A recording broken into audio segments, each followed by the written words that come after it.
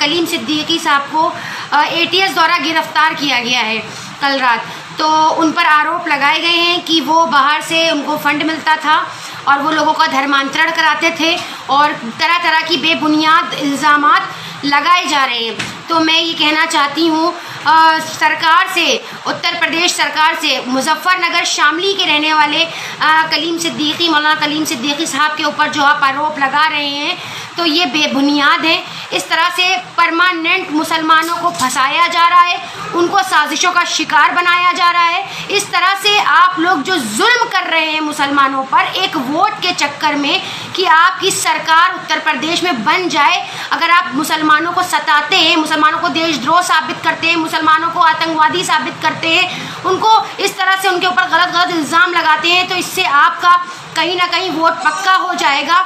तो इस तरह की जो साजिशों का जाल बुना जा रहा है सिर्फ इलेक्शन के उस पर पर्पस पर, सिर्फ इलेक्शन जो करीब आ रहे हैं इस तरह से, तो मुसलमानों के ऊपर जो शिकंजा कसा जा रहा है तो उसे बंद कीजिए। और ये मॉब लिंचिंग और लोगों को फंसाना, इस तरह से लोगों को जाल बिछाना सिर्फ ख़ास तौर से मुस्लिम समाज के लिए, ये चीज़ें आपकी चलने वाली नहीं है। मैं ये कहना चाहती हूँ उत्तर प्रदेश सरकार से कि जितना भी जुल्म आप करेंगे उतना हम आगे बढ़ेंगे और बोलेंगे। मुझे नहीं फ़र्क पड़ता कोई नहीं बोल रहा है, विपक्ष बोल रहा है, नहीं बोल रहा है, हमारे कौन कौन हमारे पक्ष में बोल रहा है, बस हम वो देखना चाहते हैं।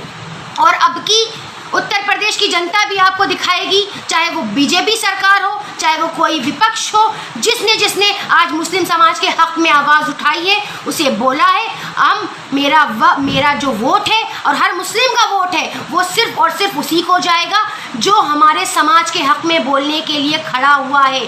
जुल्म वो ज़्यादा वक्त तक रुकता नहीं है। हाँ, अगर किसी ने गुनाह किया हो तो उसे सज़ा मिलनी चाहिए, बेशक मैं जुल्म की तरफदार नहीं हूँ, लेकिन अगर बेवजह मजलूम को फंसाया जा रहा है, यहाँ आज हमारा समाज जिस कगार पर खड़ा हुआ है इस वक्त, जो हालात नज़र आ रहे हैं वो बहुत बदतर है हमारे लिए, लेकिन आज ये लोग समझने के लिए तैयार नहीं। ये जुल्म जो बराबर आप कर रहे हैं मुस्लिम समाज के ऊपर, ये कहाँ से जायज़ है? ये भारत सरकार भी सुने कि इस भारत में, इस हिंदुस्तान के लोगों के ऊपर जो मुस्लिम समाज के ऊपर जो जुल्म किया जा रहा है ताबड़तोड़ बेवजह, ये कहाँ तक जायज़ है, कहाँ तक सही है। आप दूसरे मुल्कों की बात करते हैं कि दूसरे मुल्कों में तो मुस्लिम सेफ नहीं है, तो आज मैं कहती हूँ कि भारत में मुसलमान महफूज नहीं है।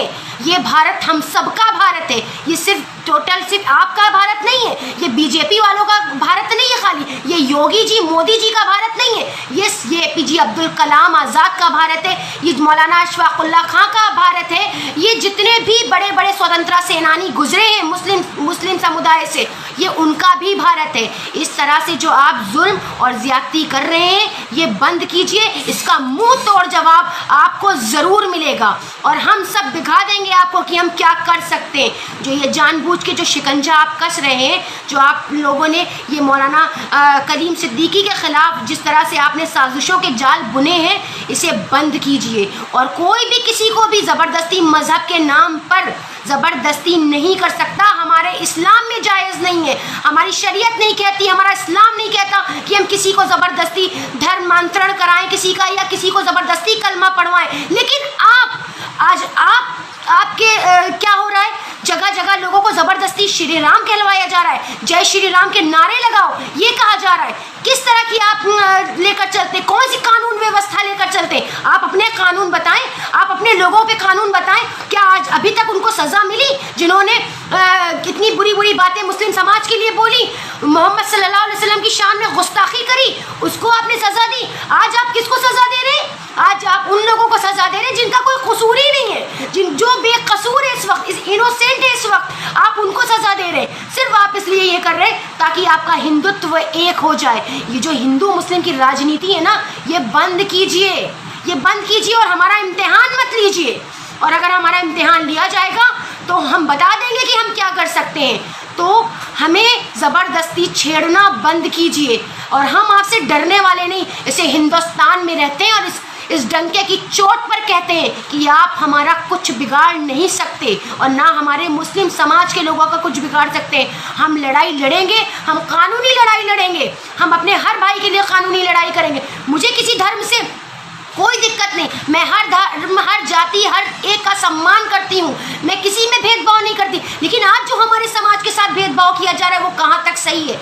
ये जुल्म है, ये ज्यादती है, ये बंद कीजिए। मैं जवाब देना जानती हूँ और हमारा समाज जवाब दे देगा 2022 में कि उसे क्या चाहिए। जिस तरह से लोग इस वक्त जुल्म कर रहे हैं और हमारे लिए कोई बोलने वाला नहीं, और अगर हम बोलते हैं तो बहुत से ऐसे आते हैं जो कहते हैं कि हम गलत कर रहे हैं, हम हिंदू मुस्लिम कर रहे हैं। क्या हम हिंदू मुस्लिम कर रहे हैं? अगर हम जुल्म के खिलाफ आवाज उठा रहे हैं, अपना हक मांग रहे हैं, अपना अधिकार मांग रहे हैं, तो उसको आप हिंदू मुस्लिम करना कहते हैं? आप उनसे जाकर पूछिए जो लोग जय श्री राम के नारे जबरदस्ती मार मार कर मुसलमानों से लगवाते, वो हिंदू मुस्लिम कर रहे हैं। जो रोज मस्जिद तोड़ते, जो मस्जिद शहीद करते, वो हिंदू मुस्लिम कर रहे हैं। जो मॉब लिंचिंग के नाम पर आसिफ को मारते, वो हिंदू मुस्लिम कर रहे हैं। हिंदू मुस्लिम मैं नहीं कर रही और ना ही मेरा समाज कर रहा है। आज हमें अपनी कानूनी लड़ाई खुद लड़नी होगी और हम लड़ेंगे और हम जीतेंगे, लेकिन हम डरने वाले नहीं हैं। बिल्कुल और बिल्कुल डराने की कोशिश मत करें बीजेपी सरकार। ना बीजेपी से डरते हैं, ना योगी जी आपसे डरते हैं, ना मोदी जी आपसे डरते हैं। और आपको उखाड़ फेंकने का काम ना हम जल्द ही करेंगे। डरते नहीं, हमारा खुदा एक है, हम अपने खुदा से डरते हैं। हम आप सबसे नहीं डरते और ना ही हमारे कोई उलमा डरते हैं आपसे, और ना ही हमारा समाज डरता है, ना हमारे समाज का कोई बच्चा आपसे डरता है। ठीक है, वो शेर सुना है ना, मुद्दई लाख बुरा चाहे तो क्या होता है, वही होता है जो मंजूर खुदा होता है। हम एक खुदा के मानने वाले, हमसे पंगा मत लीजिए, इसका अंजाम बहुत बुरा होगा। और कहीं ना कहीं ऐसा ना हो कि अल्लाह का अजाब नाजिल हो।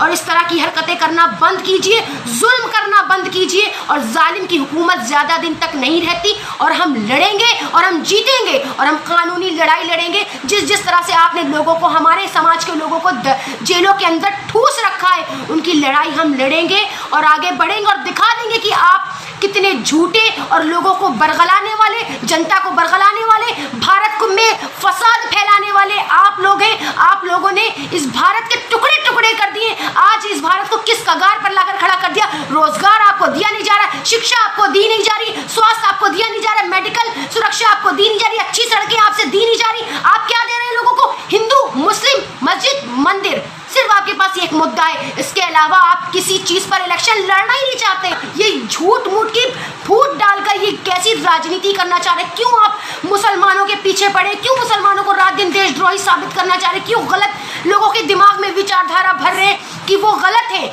हम गलत नहीं है और हमारे लोग गलत नहीं। हाँ, जिसने अगर जुल्म किया, गलत किया, अगर किसी ने जुर्म किया है तो उसको उसकी सजा मिलनी चाहिए। मैं भी उसकी पक्ष नहीं लेती, लेकिन अगर किसी ने जुल्म नहीं की, अगर किसी के साथ जुल्म हुआ है और कोई मुजरिम नहीं है, तो हम उसकी लड़ाई लड़ेंगे और ये हक की लड़ाई है। और इसके आगे जो भी आएगा उसको ये झेलना पड़ेगा।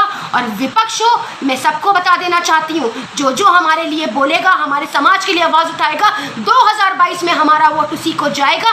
वरना हम भले ही अपने अपने वोट को ज़ाया कर दें, ना दें, लेकिन हम ज्यादती और जुल्म अब बर्दाश्त नहीं करेंगे अपने समाज के साथ। सुन ले, ये योगी जी, मोदी जी और जितने विपक्षी हैं, विपक्षी दल हैं, सब सुन ले। आज हमारे समाज के साथ जो जुल्म हो रहा है उसके खिलाफ एक लड़की खड़ी है। आज एक लड़की आगे खड़ी